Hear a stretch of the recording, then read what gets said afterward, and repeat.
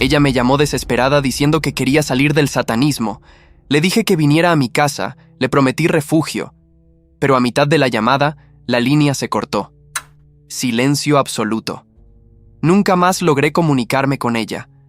Al día siguiente, fue el líder de ellos quien me llamó. Y nunca pensé que mi vida daría un giro tan grande. Yo era como cualquiera de ustedes, con mis sueños, mis preocupaciones del día a día, mi familia. Pero Dios tiene caminos misteriosos, y el mío se cruzó con las tinieblas cuando menos lo esperaba. Quiero compartirles hoy mi testimonio, con el corazón abierto, porque tal vez mi historia pueda ayudar a alguien que esté pasando por algo similar o que necesite entender que la oscuridad es real, pero la luz siempre es más poderosa. Todo empezó hace unos años, cuando me dedicaba a estudiar los fenómenos espirituales. No por curiosidad malsana, como muchos podrían pensar, sino porque siempre sentí que había algo más allá de lo que nuestros ojos pueden ver. Desde pequeño tuve esa sensibilidad, esa capacidad de percibir cosas que otros no notaban. Mi abuela decía que era un don, pero a veces se sentía más como una carga. Con el tiempo, ese interés se convirtió en mi vocación. Escribía libros sobre estos temas, daba charlas, ayudaba a la gente a entender ese mundo invisible que nos rodea. No era famoso, no salía en televisión nacional ni nada parecido, pero en mi comunidad y en círculos específicos, la gente me buscaba cuando tenía dudas o problemas relacionados con lo espiritual. Mi esposa Isabel, que en paz descanse, me apoyaba en todo. Ella era médica, y entre los dos intentábamos unir la ciencia y la fe, entender cómo lo físico y lo espiritual se entrelazan en nuestras vidas. No son mundos separados, me decía ella siempre. Son como dos caras de la misma moneda. Isabel veía el cuerpo, yo intentaba entender el alma, y juntos tratábamos de ayudar a las personas de manera integral. Nuestra casa siempre estaba abierta para quien necesitara consuelo, consejo o simplemente un lugar seguro para hablar de sus experiencias sin ser juzgado. Habíamos convertido el estudio en una pequeña biblioteca con libros sobre teología, historia de las religiones, fenómenos paranormales y medicina. Era nuestro pequeño santuario de conocimiento. Recuerdo que una noche, mientras revisaba unos textos antiguos sobre los diferentes niveles espirituales que menciona la Biblia, recibí esa llamada que cambiaría todo. Eran casi las 11, e Isabel ya se había acostado. El teléfono sonó con ese timbre que ahora, en retrospectiva, me parece ominoso, como si de alguna manera estuviera anunciando que nada volvería a ser igual. Era una voz de mujer, temblorosa, asustada. Se presentó como Carmen. Me dijo que había encontrado mis videos en internet, que llevaba semanas viéndolos a escondidas y que necesitaba ayuda urgente porque quería salir del satanismo. Su voz se quebraba al hablar, como si cada palabra le costara un esfuerzo enorme, como si estuviera rompiendo algún tipo de juramento solo por estar hablándome. «Por favor, ayúdeme», me suplicaba entre lágrimas. «Ellos me vigilan, no me dejan en paz. Tengo miedo por mi vida. He visto cosas terribles que nadie debería ver». Les confieso que sentí un escalofrío recorrer mi espalda. En todos mis años estudiando lo espiritual, había aprendido que estas cosas no son juegos. El mal existe, es real, se manifiesta de formas que muchos no quieren ver o prefieren ignorar por comodidad. Y por la forma en que esta mujer hablaba, por el terror genuino en su voz, supe que no estaba exagerando ni inventando. «Tranquila», le dije, intentando que mi voz sonara firme y reconfortante. «Estás dando el primer paso, y ese es el más importante. Dios ve tu corazón, ve tu deseo de cambiar». «No es tan fácil», me respondió. «Hay compromisos, rituales, pactos que he hecho. No sé si pueda liberarme alguna vez». «Nada es más fuerte que el amor de Dios», le aseguré. «No importa lo que hayas hecho o prometido, siempre hay un camino de vuelta a la luz». Hablamos durante casi una hora. Me contó cómo había entrado en ese grupo, buscando poder, conocimiento secreto, sensación de pertenencia. Al principio parecía inofensivo, reuniones para hablar de filosofías alternativas, de libertad espiritual y mental. Pero poco a poco, las cosas se fueron oscureciendo. Rituales cada vez más intensos, compromisos cada vez más serios, y una dependencia psicológica y espiritual de los líderes del grupo que se volvía asfixiante. «Ven a mi casa», le dije finalmente. «Aquí estarás segura. Podemos hablar, orar juntos, buscar una solución». No estás sola en esto, Carmen. Le di mi dirección y ella me prometió que vendría esa misma noche. Dijo que primero tenía que asegurarse de que nadie la seguía, que tenía que ser cautelosa porque el líder del grupo, un hombre llamado Javier, tenía formas de enterarse de todo. Ten cuidado, me advirtió. Estas personas no son normales. Tienen conexiones, influencias que no puedes imaginar. Estaba a punto de decirme más sobre el grupo, sobre quiénes eran sus miembros y cómo operaban, cuando la línea se cortó de repente. Solo silencio. Intenté llamarla varias veces, pero su teléfono parecía estar apagado o fuera de servicio. Dejé mensajes, pero nunca obtuve respuesta. Esa noche no pude dormir. Tenía una inquietud en el corazón, una sensación de que algo no estaba bien. Me levanté varias veces a mirar por la ventana, esperando ver a Carmen llegar, pero la calle permaneció vacía y silenciosa. Recé hasta el amanecer, pidiéndole a Dios que protegiera a esa mujer, que la guiara hacia la luz, que le diera la fuerza para romper cualquier cadena que la mantuviera atada a las tinieblas. Isabel me encontró en el estudio, con la Biblia abierta y los ojos enrojecidos por la falta de sueño. No necesité explicarle mucho. Después de tantos años juntos, ella podía leer mi preocupación como un libro abierto. ¿Alguien en problemas?, me preguntó simplemente, poniendo una taza de café frente a mí. Le conté sobre Carmen, sobre la llamada, sobre mi inquietud. Isabel me escuchó en silencio, con esa mirada comprensiva que era tan suya, esa mezcla perfecta de compasión y análisis racional. Si ella realmente quiere ayuda, volverá a llamar, me dijo finalmente. Y si no lo hace, tendremos que confiar en que Dios la guiará por otro camino. No puedes cargar con el peso del mundo sobre tus hombros, mi amor. Sabias palabras, como siempre. Pero esa sensación de inquietud no me abandonaba.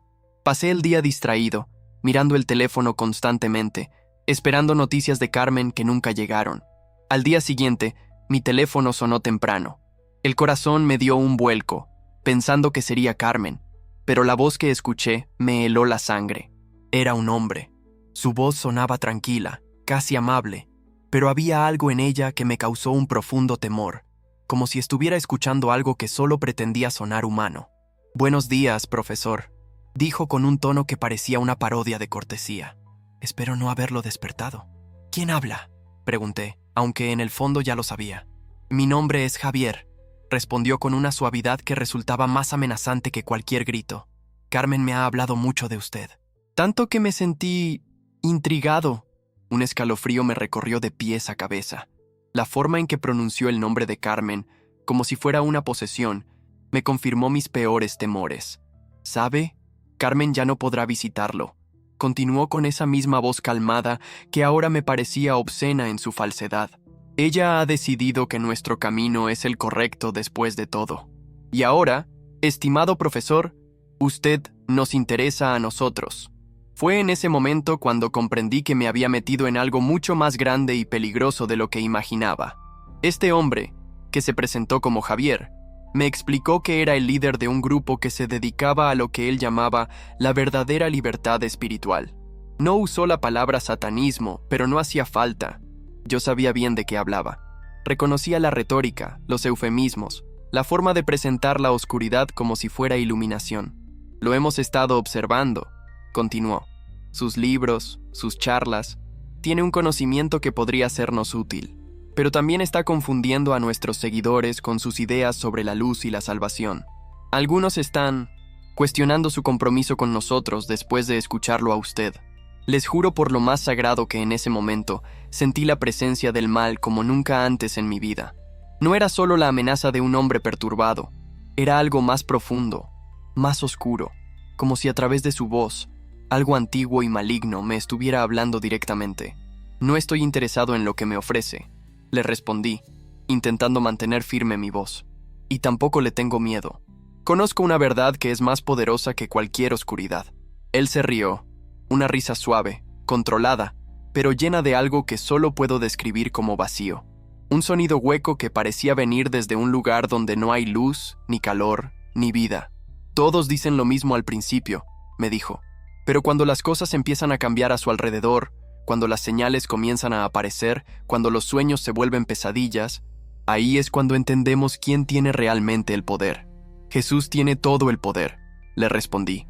pronunciando con firmeza ese nombre que sabía que le causaría incomodidad. Hubo un silencio breve, como si hubiera tocado un nervio sensible. Luego, con una voz ligeramente alterada, menos controlada, me dijo: «Hablamos pronto, profesor, muy pronto». Colgó, y me quedé con el teléfono en la mano, temblando como una hoja. ¿Qué debía hacer? ¿Llamar a la policía? ¿Qué les diría? ¿Que el líder de un grupo satánico me había amenazado a través de insinuaciones veladas? Seguramente pensarían que estaba loco o que estaba exagerando una simple llamada desagradable. Isabel me encontró así, paralizado con el teléfono aún en la mano. Me miró con preocupación y me preguntó qué sucedía. Le conté todo, y ella, siempre práctica, me sugirió que tomara precauciones básicas: cambiar cerraduras, instalar cámaras, estar atento a cualquier cosa inusual. No podemos vivir con miedo, me dijo, pero tampoco debemos ser ingenuos. Estas personas existen y pueden ser peligrosas, no por poderes sobrenaturales, sino por lo que son capaces de hacer como seres humanos perturbados. Decidí también buscar ayuda espiritual. Contacté a mi amigo Antonio, un pastor con experiencia en estos temas. A diferencia de algunos líderes religiosos que prefieren no hablar de estas cosas, Antonio tenía un enfoque directo y realista sobre el lado oscuro de la espiritualidad. Nos encontramos en una cafetería tranquila en las afueras de la ciudad, lejos de miradas curiosas. Él me escuchó sin interrumpirme y luego me miró con seriedad. Sus ojos, normalmente chispeantes y llenos de humor, estaban sombríos. «Hermano», me dijo, «esto no es casualidad. Si ellos te han contactado es porque tu trabajo está afectando sus planes. Estás ayudando a la gente a encontrar la luz, y eso les molesta. Pero también debes entender que ahora estás en peligro. Estos grupos no juegan. ¿Qué crees que le haya pasado a Carmen?», le pregunté, expresando el temor que me carcomía desde la llamada de Javier. Antonio suspiró profundamente. «No lo sé, y es mejor no especular, pero lo que sí sé es que necesitas protección, no solo física, sino espiritual». Pasamos la siguiente hora orando juntos, fortaleciendo lo que Antonio llamaba la armadura espiritual. Me recordó pasajes bíblicos sobre la protección divina, sobre cómo el mal no puede tocar a quienes están cubiertos por la sangre de Cristo. «La batalla no es contra carne y sangre», me citó, «sino contra principados, contra potestades, contra los gobernadores de las tinieblas de este mundo, contra las huestes espirituales de maldad en las regiones celestes». Antes de despedirnos, Antonio me dio un consejo más. «No dejes que el miedo te paralice. Sigue haciendo tu trabajo, sigue ayudando a la gente, pero sé prudente y, sobre todo, no dejes de orar». En los días siguientes, comencé a notar cosas extrañas. Llamadas a medianoche donde nadie hablaba, solo se escuchaba una respiración o, más inquietante aún, lo que parecían ser murmullos en un idioma que no reconocía. Un carro negro que aparecía demasiadas veces cerca de mi casa, siempre con los vidrios tan oscuros que no podía ver quién estaba dentro. Mensajes cifrados que llegaban a mi correo electrónico, con símbolos y palabras que preferí no intentar descifrar. Y lo peor, los sueños. Sueños tan vívidos, tan reales, que me despertaba gritando, empapado en sudor frío, con el corazón latiendo como si quisiera salirse de mi pecho. En uno de ellos, me vi rodeado de figuras con capuchas negras, en un círculo. No podía ver sus rostros, solo sombras donde deberían estar. En el centro, una mujer que podría ser Carmen yacía inmóvil sobre una especie de altar rudimentario. Javier me miraba desde el otro lado del círculo, el único con el rostro descubierto, y me decía: «Únete o terminarás como ella». Intenté acercarme a Carmen, ayudarla, pero mis pies no respondían. Estaba paralizado, incapaz de moverme o hablar. Entonces Javier levantaba lo que parecía ser un cuchillo ritual y yo despertaba gritando. Isabel estaba preocupada. Veía cómo estos sueños me estaban afectando, como cada día estaba más cansado, más tenso. «Tal vez deberías tomarte un descanso», me sugirió. «Podríamos ir a visitar a tu hermana en el campo, alejarnos de todo esto por un tiempo». Pero en el fondo, ambos sabíamos que no sería tan simple, que lo que fuera que se había iniciado con esa llamada de Carmen no se detendría simplemente porque yo me fuera de la ciudad por unas semanas. Pero en medio de toda esta oscuridad, algo extraordinario comenzó a suceder. Mi fe, en lugar de debilitarse, se hizo más fuerte. Empecé a entender pasajes de la Biblia que antes me parecían confusos o abstractos. Comencé a ver con más claridad cómo estas fuerzas oscuras operan en nuestro mundo, cómo se infiltran en lo cotidiano, cómo utilizan el miedo y la desesperación para ganar adeptos. Mis charlas y escritos, lejos de volverse más cautelosos, se hicieron más directos, más profundos. Hablaba con una convicción que sorprendía incluso a quienes me conocían desde hace años. «Hay algo diferente en ti», me dijo un día un colega después de una conferencia. «Como si hubieras visto algo que el resto de nosotros no podemos ver». Y era cierto. Había visto la oscuridad cara a cara, y eso me había permitido valorar la luz de manera más intensa. Una noche, mientras oraba pidiendo protección, no solo para mí y mi familia, sino también para Carmen y otras personas que pudieran estar atrapadas en las garras de Javier, sentí una presencia en mi habitación. Isabel dormía plácidamente a mi lado, y la casa estaba en completo silencio. Pero no era una presencia amenazante. Era cálida, reconfortante, como un abrazo invisible que envolvía toda la habitación. Y entonces escuché, no con mis oídos, sino con algo más profundo dentro de mí, una voz que me decía: «No temas, yo estoy contigo». No puedo explicar la paz que sentí en ese momento. Era como si todas mis preocupaciones, todos mis miedos, se disolvieran en esa luz que parecía emanar desde el centro mismo de mi ser. Esa noche dormí como no lo había hecho en semanas, sin pesadillas, sin sobresaltos, y al despertar, tomé una decisión. No me escondería más. Si Javier y su grupo querían intimidarme, si querían silenciarme, tendrían que enfrentarse no solo a mí, sino a la verdad que yo representaba. Comencé a investigar más profundamente sobre estos grupos, sus prácticas, sus creencias, no para imitarlos o entrar en sus terrenos oscuros, sino para poder combatirlos con conocimiento, para poder ayudar a aquellos que, como Carmen, quisieran escapar de su influencia. Descubrí que muchos de sus miembros no estaban allí por maldad intrínseca, sino porque buscaban respuestas, poder, libertad, cosas que todos anhelamos, pero que ellos buscaban en el lugar equivocado, seducidos por promesas vacías y rituales que solo servían para atarlos más a la oscuridad. Empecé a recibir correos electrónicos y mensajes de personas que habían visto mis videos o leído mis artículos. Personas que contaban experiencias similares a las de Carmen, que estaban atrapadas en grupos de este tipo y no sabían cómo salir. Les ofrecía orientación, apoyo espiritual, y cuando era posible, los ponía en contacto con profesionales que pudieran ayudarlos a procesar el trauma psicológico que estos grupos frecuentemente infligen a sus miembros. Esta labor no pasó desapercibida para Javier. Un mes después de su primera llamada, volvió a contactarme. Esta vez su voz no sonaba tan segura, tan controlada.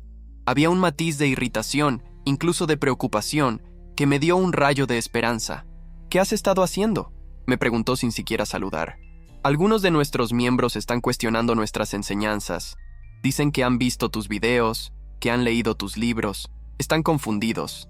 Sentí una chispa de alegría en medio de la tensión. Si sus seguidores estaban cuestionando, si estaban comenzando a dudar, significaba que la luz estaba penetrando en esa oscuridad que Javier había construido a su alrededor. «Quizás están descubriendo la verdad», le respondí con una calma que sorprendería a cualquiera que conociera la situación. «Quizás están viendo que hay otro camino, uno que no requiere sacrificar su humanidad, uno que ofrece verdadera libertad, no ilusiones. No sabes con quién estás tratando», me advirtió, su voz ahora claramente alterada. «No es solo conmigo. Hay fuerzas que tú no puedes comprender. Poderes que... Conozco esas fuerzas mejor de lo que crees», le interrumpí. «Y conozco una fuerza mayor que todas ellas juntas». Hubo un silencio, como si estuviera procesando mis palabras. Luego, con una voz que intentaba recuperar su calma anterior pero que seguía traicionando su alteración, me dijo: «Esto no ha terminado. Lo sabes, ¿verdad? Apenas está comenzando». Y colgó. Tenía razón. No había terminado. De hecho, apenas comenzaba. Porque lo que Javier no sabía era que, mientras él intentaba asustarme, yo estaba recibiendo mensajes de personas como Carmen. Personas que querían salir de esos círculos oscuros, pero no sabían cómo. Personas atrapadas en rituales y pactos que creían inquebrantables. Y así, lo que comenzó como una amenaza, se transformó en mi llamado más profundo. Dios estaba usando esta situación, estas tinieblas, para iluminar un camino de servicio que yo nunca hubiera imaginado. Pero el camino no sería fácil. Las amenazas se volvieron más concretas. Un día, al regresar a casa, encontré un símbolo dibujado en mi puerta. Un pentagrama invertido con inscripciones que preferí no intentar descifrar. Otro día, mi computadora fue hackeada y todos mis archivos de investigación desaparecieron, aunque afortunadamente tenía copias de seguridad. Isabel estaba cada vez más preocupada. Intentaba mantenerse fuerte, apoyarme, pero veía el miedo en sus ojos cuando miraba por la ventana antes de cerrar las cortinas, cuando revisaba 2 veces que todas las puertas estuvieran bien cerradas antes de dormir. Tal vez deberíamos irnos, me dijo una noche. No abandonar el trabajo, pero hacerlo desde otro lugar, donde no puedan encontrarnos tan fácilmente. Estaba considerando seriamente su sugerencia cuando sucedió algo que me demostró que esta guerra era más real y peligrosa de lo que yo creía. Roberto, un joven que había contactado conmigo hace unas semanas, había logrado abandonar el grupo de Javier después de varias conversaciones conmigo y sesiones con un psicólogo especializado en víctimas de cultos. Me había contado detalles inquietantes sobre las prácticas del grupo, sobre cómo Javier manipulaba a sus seguidores, sobre los rituales que realizaban para mantener a todos bajo control. Un martes por la mañana, el nombre de Roberto apareció en las noticias locales. Lo habían encontrado en su apartamento, en circunstancias que no quiero ni puedo detallar aquí. La policía hablaba de ritual, de símbolos extraños encontrados en las paredes, de una escena que había perturbado incluso a los oficiales más experimentados. Sentí el peso de la culpa caer sobre mis hombros como una losa de cemento. ¿Había provocado yo esto? ¿Era responsable de lo que le había sucedido a Roberto? Si no lo hubiera animado a salir del grupo, si no le hubiera ofrecido mi ayuda, ¿estaría todavía vivo? Pasé días en oración, pidiendo respuestas, buscando consuelo. Isabel intentaba animarme, recordándome que Roberto había tomado su propia decisión, que yo solo le había mostrado el camino, pero él había elegido seguirlo. Pero la culpa es una compañera persistente, y se mezclaba con el miedo de que lo mismo pudiera sucederle a otros que hubieran contactado conmigo o incluso a mi propia familia. Una tarde, mientras visitaba la tumba de mi padre en el cementerio, un lugar donde siempre me había sentido en paz, sentí esa presencia reconfortante nuevamente. Como en aquella noche en mi habitación, era una calidez que parecía envolver todo mi ser. Y entonces comprendí, esta no era mi guerra personal, era parte de algo mucho más grande, una batalla espiritual que se ha librado desde el principio de los tiempos. Y yo solo era un instrumento, un canal para que la luz pudiera alcanzar a quienes estaban en las tinieblas. No era mi responsabilidad salvar a todos, ni cargar con el peso de las decisiones que otros tomaran. Mi responsabilidad era simplemente ser fiel a lo que sentía como mi llamado, ofrecer ayuda a quien la buscara y confiar en que una fuerza mucho más grande que yo estaba operando a través de mis acciones. Esa comprensión me dio la fuerza para continuar, para enfrentar lo que vendría después, porque la oscuridad, cuando se siente amenazada, ataca con más fuerza, y Javier y su grupo apenas estaban comenzando a mostrar su verdadero rostro. Al regresar a casa, le conté a Isabel sobre mi experiencia en el cementerio, sobre la paz que había sentido, sobre la certeza de que no estábamos solos en esta batalla. Siempre lo he sabido, me dijo con una sonrisa tierna. Desde el primer día que te conocí, supe que había algo especial en ti, una luz que no se apaga fácilmente. Decidimos no huir, no abandonar nuestra casa, nuestra comunidad, nuestro trabajo, pero tomamos precauciones adicionales. Instalamos un sistema de seguridad más completo, cambiamos nuestras rutinas para ser menos predecibles y, lo más importante, fortalecimos nuestra vida espiritual. Orábamos juntos cada mañana y cada noche, leíamos las escrituras con renovado interés, buscando en ellas la sabiduría y la fortaleza que necesitábamos. Y continuamos con nuestro trabajo.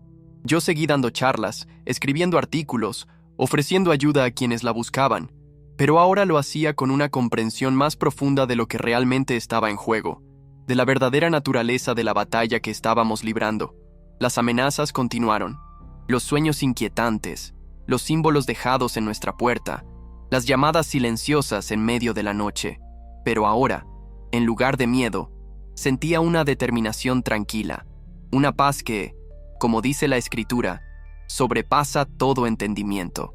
Javier no volvió a llamarme directamente, pero sabía que seguía observando, esperando, quizás buscando un momento de debilidad, un descuido que le permitiera atacar de manera más directa. Y mientras esperaba, yo seguía recibiendo mensajes de personas que querían salir de su grupo.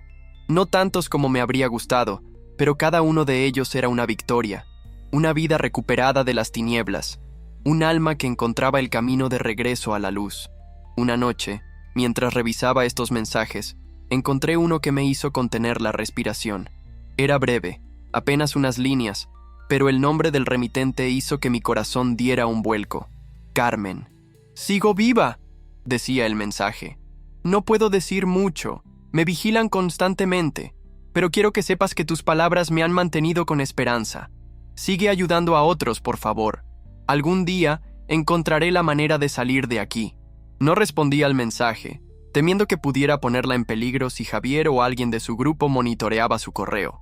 Pero guardé esas palabras como un tesoro, como una prueba de que incluso en la oscuridad más profunda, la luz puede encontrar el modo de filtrarse. Mostré el mensaje a Isabel, que lo leyó con lágrimas en los ojos. «¿Ves?», me dijo. «Está viva y tiene esperanza. Eso es lo más importante». En los días siguientes, redoblé mis esfuerzos. Grabé nuevos videos, escribí nuevos artículos, centrados especialmente en cómo reconocer la manipulación de grupos como el de Javier, cómo liberarse de los lazos psicológicos y espirituales que estos grupos crean, y cómo encontrar verdadera paz y libertad. No mencionaba directamente a Javier ni a su grupo, por supuesto. No quería darles publicidad ni exponer a Carmen o a otros que pudieran estar en situaciones similares, pero sabía que entenderían el mensaje, que verían reflejadas sus propias experiencias en mis palabras. Y parece que así fue, porque 2 semanas después de recibir el mensaje de Carmen, ocurrió algo inesperado. Estaba dando una charla en una pequeña librería, hablando sobre la diferencia entre la verdadera espiritualidad y las falsas promesas de poder y conocimiento secreto, cuando noté a una persona en la última fila. Era un hombre joven, quizás en sus 20 y tantos, con el aspecto nervioso de alguien que no está seguro de estar en el lugar correcto.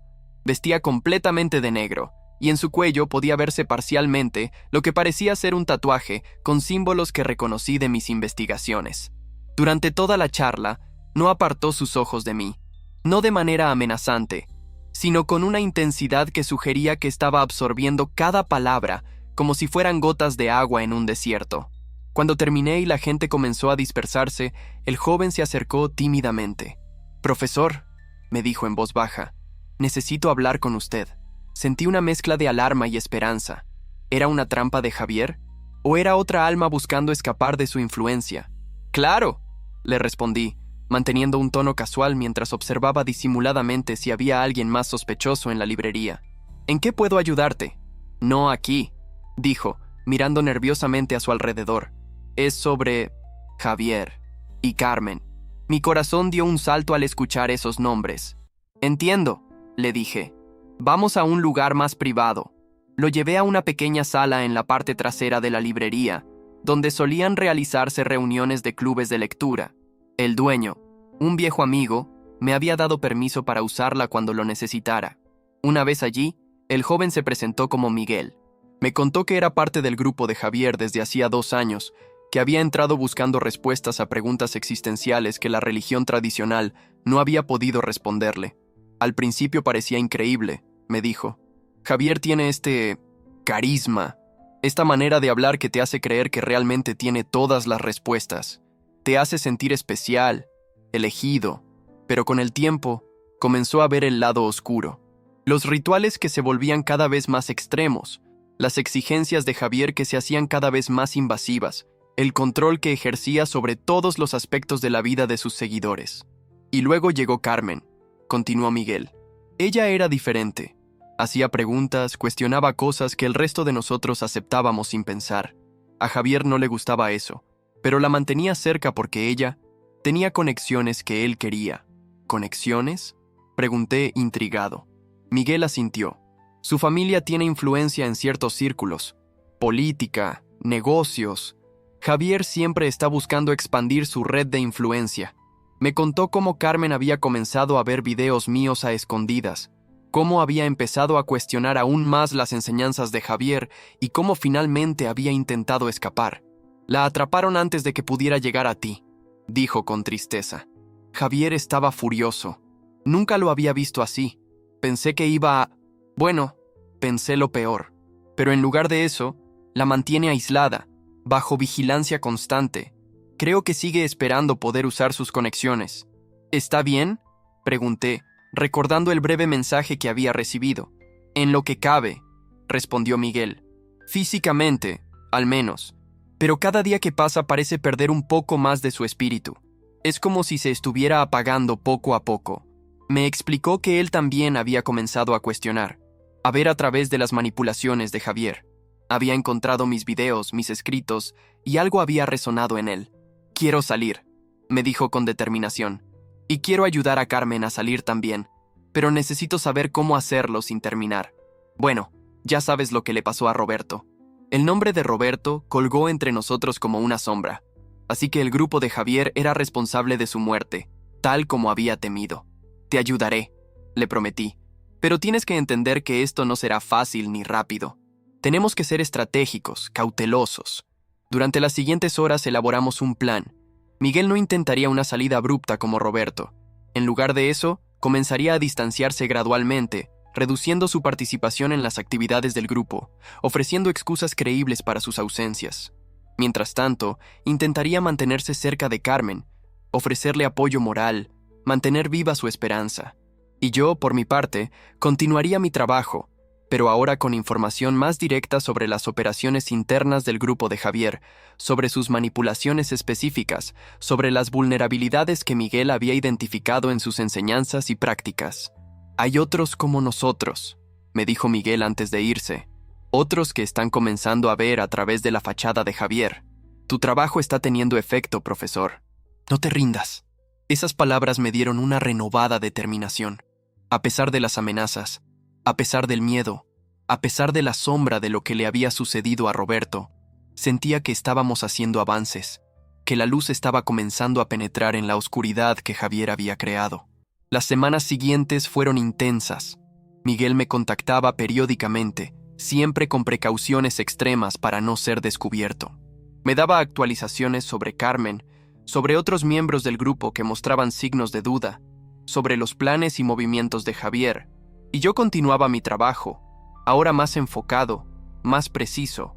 Cada video, cada artículo, cada charla estaba diseñada para contrarrestar una manipulación específica, para desmantelar una mentira concreta que Javier usaba para controlar a sus seguidores. Isabel notaba el cambio en mí, la renovada energía, la determinación que había reemplazado al miedo y la duda. Ten cuidado, me advertía a menudo. Recuerda lo que le pasó a Roberto. Y lo recordaba. Cada día, con cada palabra que escribía o pronunciaba, recordaba a Roberto, y a Carmen, y a Miguel, y a todos los demás cuyos nombres quizás nunca llegaría a conocer, pero que podrían estar escuchando, leyendo, buscando un camino de regreso a la luz. Un domingo por la mañana, mientras Isabel y yo nos preparábamos para ir a la iglesia, recibí una llamada de un número desconocido. Dudé en contestar, temiendo que fuera Javier nuevamente. Pero algo me impulsó a hacerlo. Era una voz de mujer, temblorosa, pero determinada. «Profesor», dijo, «soy Carmen. Miguel me ha ayudado a conseguir este teléfono. No tengo mucho tiempo, pero quería decirle personalmente. Sus palabras me han mantenido con vida. Su fe me ha dado fuerza cuando creía haberlo perdido todo. Sentí una oleada de emoción al escuchar su voz. Ya no era la voz aterrorizada de aquella primera llamada, sino la voz de alguien que, a pesar de seguir en las tinieblas, había encontrado una chispa de luz a la cual aferrarse. «Carmen», le dije, «no pierdas la esperanza. Estamos trabajando para ayudarte, para ayudar a todos los que están atrapados como tú». «Lo sé», me respondió, «y quiero que sepa que no estás solo. Hay más gente de la que cree que está despertando, que está viendo a través de las mentiras de Javier. Pero tenemos que ser pacientes, cautelosos». Me contó brevemente sobre su situación, sobre cómo Javier la mantenía aislada pero relativamente a salvo debido a su interés en las conexiones de su familia. Me habló de otros miembros del grupo que estaban comenzando a cuestionar, de las grietas que estaban apareciendo en la fachada de control total que Javier había construido. «Tengo que irme», dijo finalmente, «pero quería que supiera, esto está funcionando. No se rinda». Y con esas palabras colgó, dejándome con una mezcla de preocupación por su seguridad y esperanza por su determinación. Esa noche, compartí la conversación con Isabel.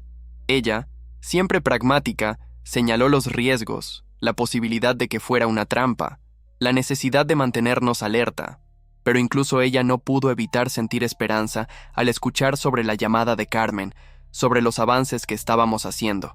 «Siempre he creído en ti», me dijo, tomando mis manos entre las suyas. «Siempre he sabido que tu trabajo era importante, pero ahora veo que es más que importante, es esencial». En los días siguientes, redoblé mis esfuerzos. Con la información que Miguel y ahora Carmen me proporcionaban, podía ser más específico, más directo en mis mensajes. Podía abordar exactamente las manipulaciones que Javier utilizaba, las vulnerabilidades emocionales que explotaba, las falsas promesas que hacía. Y parecía estar funcionando. Miguel reportaba que más y más miembros del grupo estaban comenzando a hacer preguntas, a mostrar signos de duda. Javier, según me contaba, estaba cada vez más irritable, más errático en sus comportamientos y decisiones. «Está perdiendo el control», me dijo Miguel en una de nuestras reuniones clandestinas. «Y eso lo hace más peligroso que nunca». Esas palabras resultaron ser proféticas, porque la oscuridad, cuando se siente amenazada, no retrocede pacíficamente. Ataca con más fuerza, con más desesperación, con menos restricciones. Y Javier y su grupo apenas estaban comenzando a mostrar su verdadero rostro en toda su terrible y oscura realidad. Las semanas que siguieron fueron como caminar por un campo minado. Cada paso que daba podía desencadenar algo peligroso, pero no podía quedarme quieto. Más personas como Carmen y Miguel necesitaban ayuda, y yo sentía que Dios me había puesto en este camino por una razón. Una noche, mientras Isabel dormía, recibí un mensaje de Miguel. Era urgente. Una chica llamada Laura, de apenas 17 años, quería salir del grupo. Había estado asistiendo a las reuniones durante unos meses, llevada por un novio que luego la abandonó. Ahora estaba asustada y quería escapar antes de que la involucraran en rituales más profundos. «Necesito verla hoy», me escribió Miguel. «Javier está fuera de la ciudad. Es nuestra oportunidad. ¿Puedes recibirnos en tu casa?» Dudé. Llevarlos a mi casa significaba exponer a Isabel a un posible peligro, pero también sabía que necesitábamos un lugar seguro, y mi hogar era lo único que podía ofrecer en ese momento. «Trae a Laura a las 11», le respondí. «Entra por la puerta trasera. No le digas a nadie más». Desperté a Isabel y le expliqué la situación. Como siempre, ella mostró una fortaleza que me asombraba. Sin dudarlo, comenzó a preparar café y a acomodar el estudio para recibir a nuestros invitados. «Si vamos a hacer esto», me dijo, «hagámoslo bien. Esta chica necesita sentir paz cuando entre por esa puerta». A las 11 en punto, escuchamos un golpe suave en la puerta trasera. Eran Miguel y Laura. Ella era una joven menuda, de ojos grandes y asustados, que parecían haber visto demasiado para su edad. Temblaba ligeramente a pesar del calor de la noche.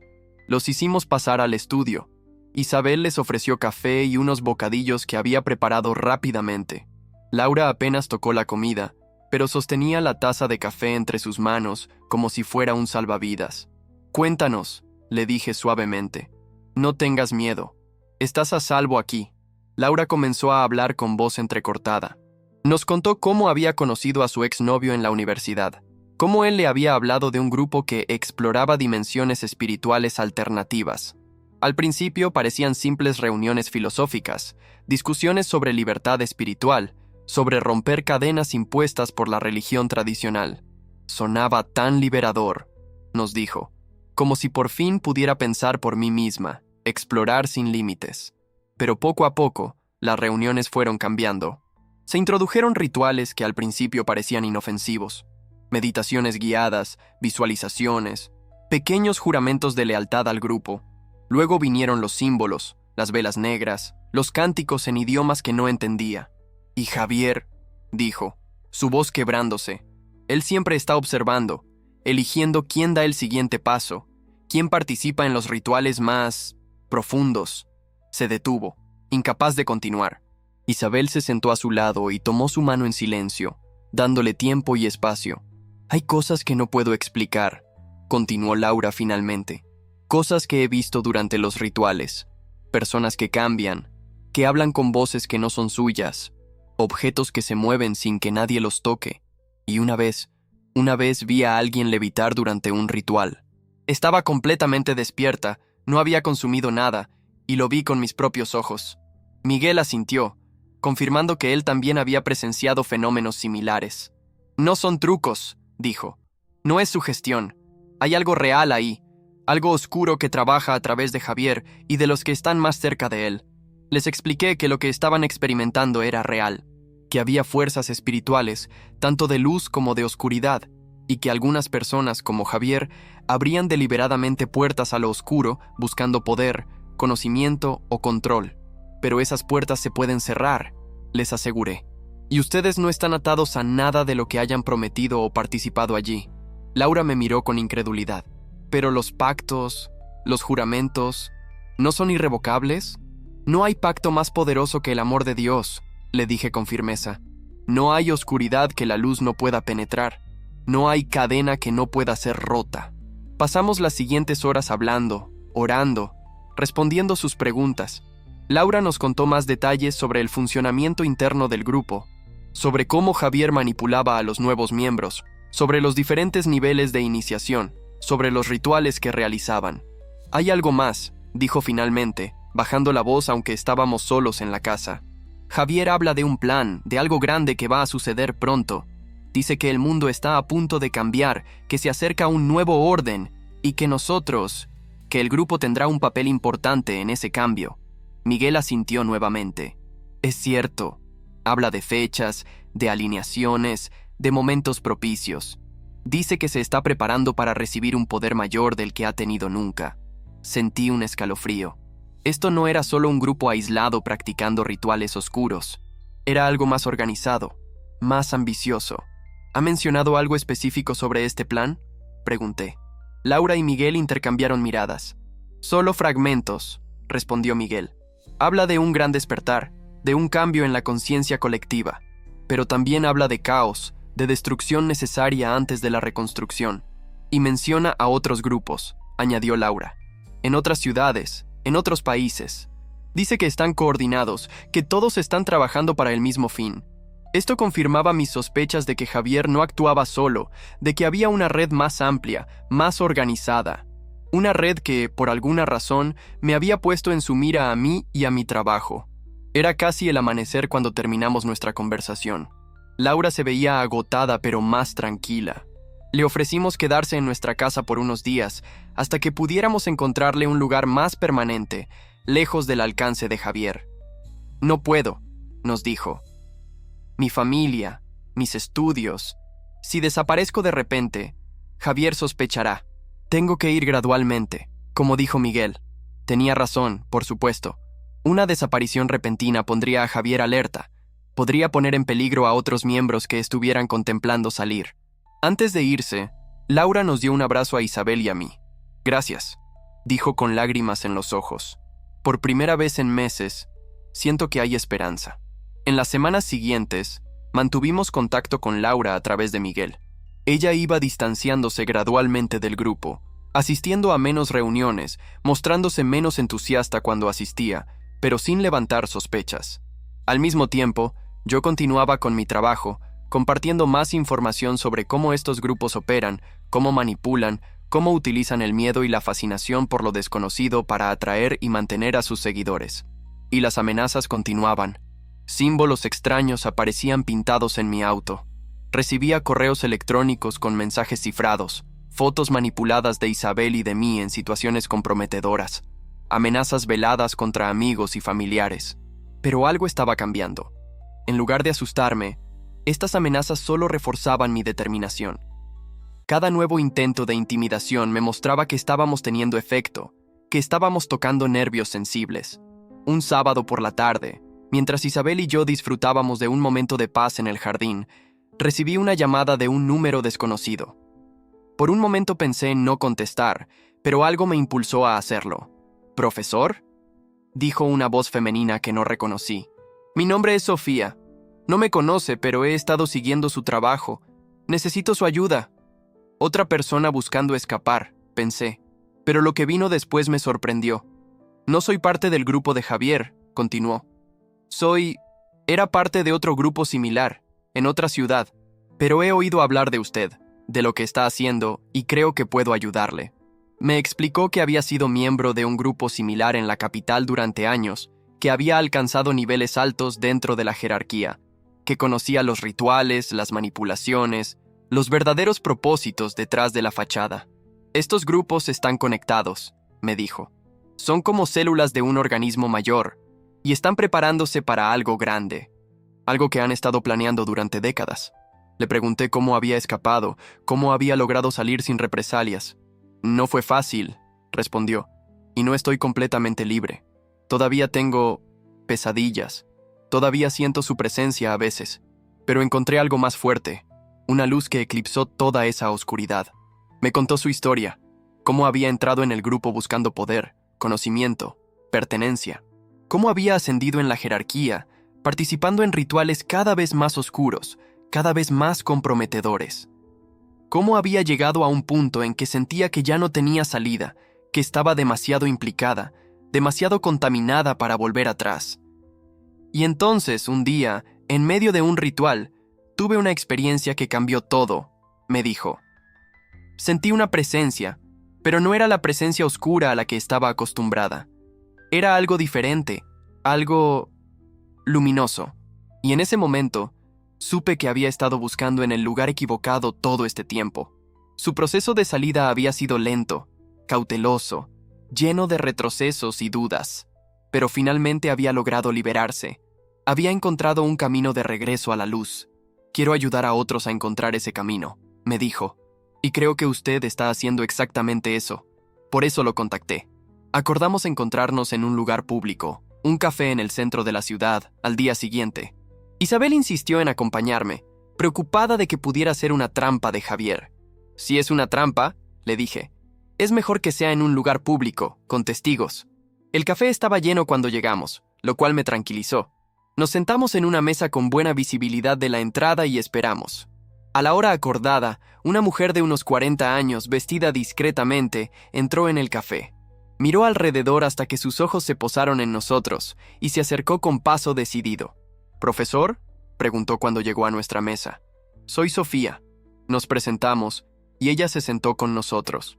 Durante la siguiente hora, Sofía nos contó más detalles sobre su experiencia, sobre el grupo al que había pertenecido, sobre la conexión que existía entre estos grupos dispersos por todo el país. No son sectas aisladas, nos explicó.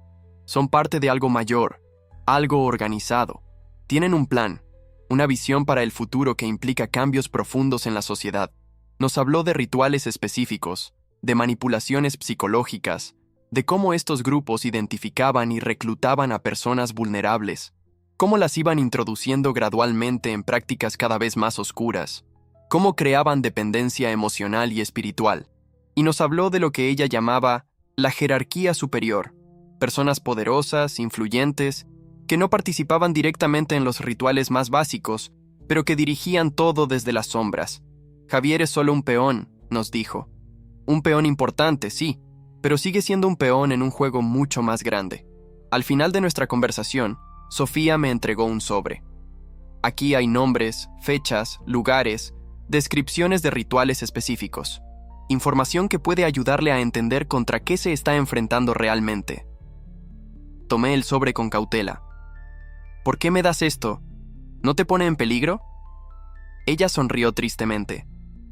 Ya estoy en peligro. He estado en peligro desde el momento en que decidí salir. Pero si esta información puede ayudar a otros a evitar caer en la misma trampa, vale la pena el riesgo. Antes de despedirnos, le pregunté una última cosa. ¿Cómo me encontraste? ¿Cómo supiste de mi trabajo? Su respuesta me sorprendió. Carmen me habló de ti. ¿Carmen?, pregunté, sintiendo un vuelco en el corazón. ¿La conoces? ¿Está bien? La conocí hace unas semanas, respondió Sofía. Logró escapar finalmente. Está escondida, moviéndose constantemente, pero está a salvo por ahora. Fue ella quien me sugirió que te contactara. Sentí una mezcla de alegría y preocupación. Carmen había escapado, pero seguía en peligro. Quise preguntarle dónde estaba, cómo podía contactarla, pero me contuve. Cuanta menos información tuviera, menos podría revelar si Javier o alguien de su grupo me presionaba. Si hablas con ella, le dije a Sofía, dile que siga adelante, que no mire atrás, y que hay personas orando por ella. Sofía asintió y se despidió. La vimos salir del café y perderse entre la multitud de la calle. Esa noche, Isabel y yo examinamos los documentos que Sofía nos había entregado. Eran perturbadores en su detalle, en su frialdad clínica al describir rituales y manipulaciones psicológicas. Pero también eran reveladoras, confirmando muchas de mis sospechas y añadiendo información que no conocía. Especialmente reveladora era la conexión entre estos grupos y personas en posiciones de poder. Políticos, empresarios, figuras mediáticas. No todos participaban directamente en rituales o prácticas oscuras, pero muchos se beneficiaban de la red de influencia y manipulación que estos grupos habían construido. «Esto es más grande de lo que pensábamos», dijo Isabel después de leer los documentos.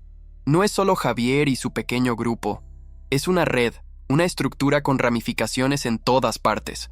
Tenía razón, y eso hacía nuestra tarea más difícil, pero también más crucial. No estábamos solo ayudando a individuos a escapar de un grupo específico.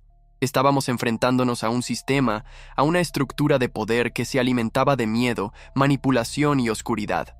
En los días siguientes, utilicé la información proporcionada por Sofía para hacer mi trabajo más efectivo, más preciso.